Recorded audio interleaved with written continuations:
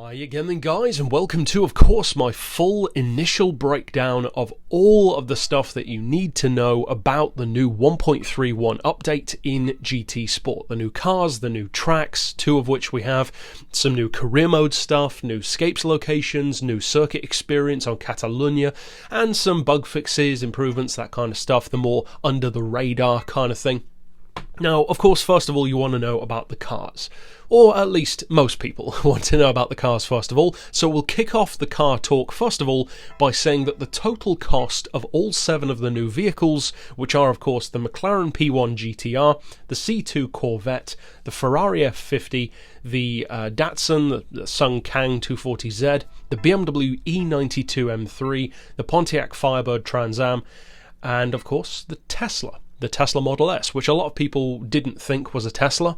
It is, so there you go. It's a pretty eclectic selection, which is the way I like my car packs. I like them to be all over the place. You've got a bit of muscle in there, you've got a hardcore track toy, you've got an iconic supercar, and a couple of cars which of course have never been featured in the series before. Now, as I was saying, the first thing that you need to know really, even though I'm saying it second now, is the total cost of all 7 of these cars, even with the 3.6 million credit price of the McLaren alone, is 6.16 million. 6,160,000 credits exactly. So not too much of a grind. I had about 14 million, now I've got about 8 or so. So it's a pretty good value pack, I would say, especially given that 2 of those cars alone are 3.6 million and 1.9 million apiece. So if you discount those, most of the others are pretty affordable. You're looking at 100 grand for the Corvette, about 90 grand for the Beamer, about 90 grand for the Tesla. Now, we're going to do a quick rundown, of course, of each individual car.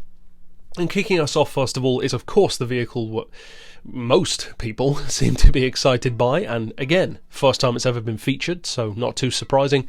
The McLaren P1 GTR. Now, it's kind of an elation and disappointing moment for many people when we first saw it in that leaked image, because yes, it's very cool to have it in the game, but of course Group X is the ultimate way to neuter a car. In Gran Turismo, unfortunately, the Zonda R is there as well, which is completely unfair given that the Aston Martin Vulcan is classified as a road car purely because there happened to be one later on that was. That makes no sense, but there you go. The McLaren is also Group X, unfortunately, but I have to say, as far as the car itself goes, it feels amazing. Now, it's certainly not beginner-friendly. It doesn't nanny you at all. It's a raw, visceral, rigid, stiff car through corners. It bounces all over the road on the Nordschleife.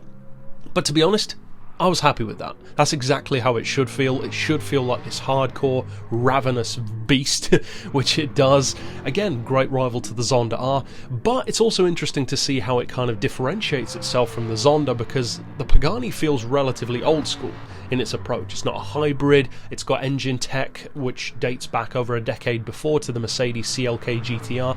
You've got more of a kind of a Group C vibe to the Zonda R with the extended tail compared to the road-going Zonda, which itself was already based on a Group C Le Mans car, the Mercedes Sauber C11, or Sauber C11.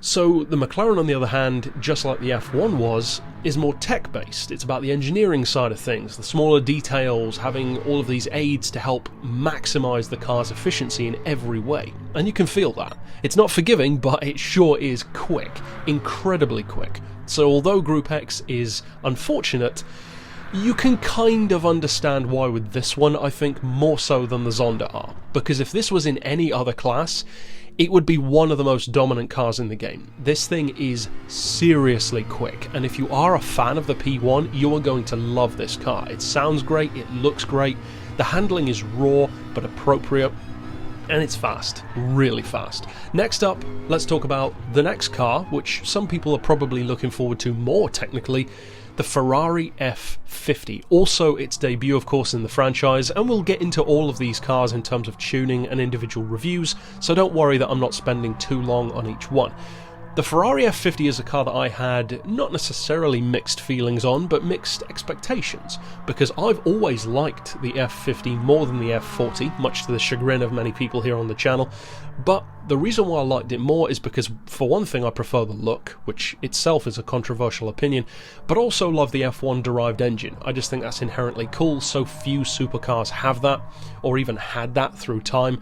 I expected it, though, to be a very raw, slippery vehicle to drive, especially in the N classes, which is where it sits. It's not. Trust me, if you were looking forward to the F50, you are not going to be disappointed. It feels fantastic. In fact, I would say that the running theme of this pack is that all of the cars have handling which is much more distinct and much more visceral than I expected them to be. And a few of them in particular. Some that we've already talked about, like this one and the McLaren, a couple more to come later on. There are some truly outstandingly good handling cars in this pack, and with some very minimal diff tuning and some suspension touch-ups, this thing flies through corners far more efficiently than I thought it would. I thought it would be slipping and sliding all over the place, but it's not. And based on its classification abilities, those of you who like money grinding on Blue Moon Bay might have an interesting new N300 choice, because yes, ladies and gents, you can detune this to N300, and that is very cool. Now next up, let's talk about the car which a lot of people did not think was a Tesla, but it is a Tesla, and a lot of people didn't want the Tesla. A lot of people are disappointed, myself included, that it's in Group X. It's a ridiculous notion. I mean, McLaren, I understand. This one, that's just dumb. It's not like the car has any kind of a chance, given that the top speed is about 135 miles per hour, and it never changes because you cannot adjust the transmission. And, interestingly, you actually can increase the power now. In GT6 it was stuck at 422 horsepower, but you could drop the weight to like 1500 kilos. Now it's kind of the reverse. You can only drop it to around 1600 kilos, but you can increase the power to 540 horsepower, which is pretty cool. Now, of course, it's not an all-wheel drive Tesla, so the handling is completely different to what those would be, but I still like having it in the game.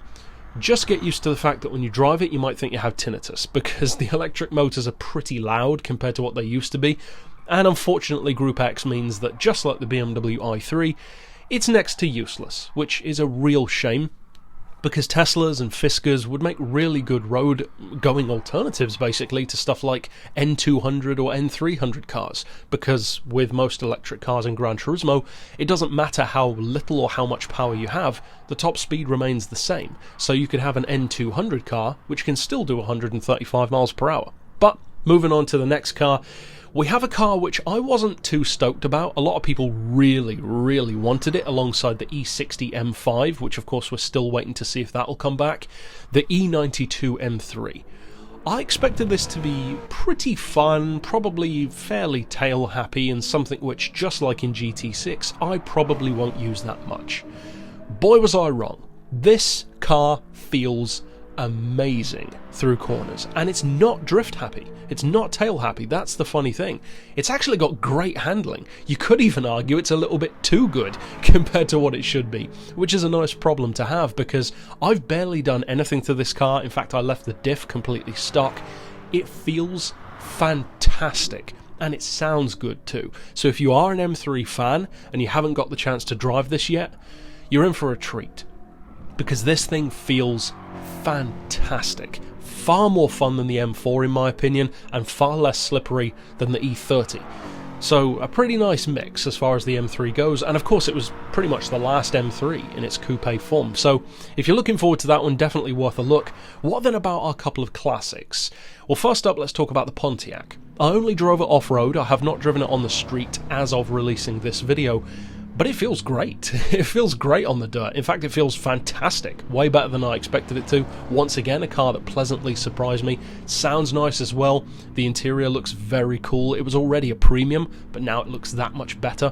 And as far as the performance, well, the thing about this Pontiac is the power is very uninspiring, which is not surprising at all for a late 70s American car because of the fuel crisis and various other things. But The performance is better than you'd expect. For a car that weighs well over 1600 kilos and has less power than a Ford Focus ST, it's actually really good.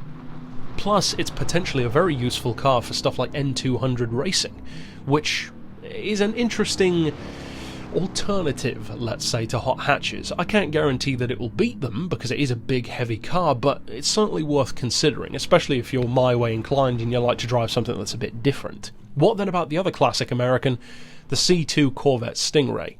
Again, hugely popular. This one is 100 grand, which is a fair bit more than the Pontiac, but it's also arguably a better car straight out of the box. A lot more power, it's a fair amount lighter as well.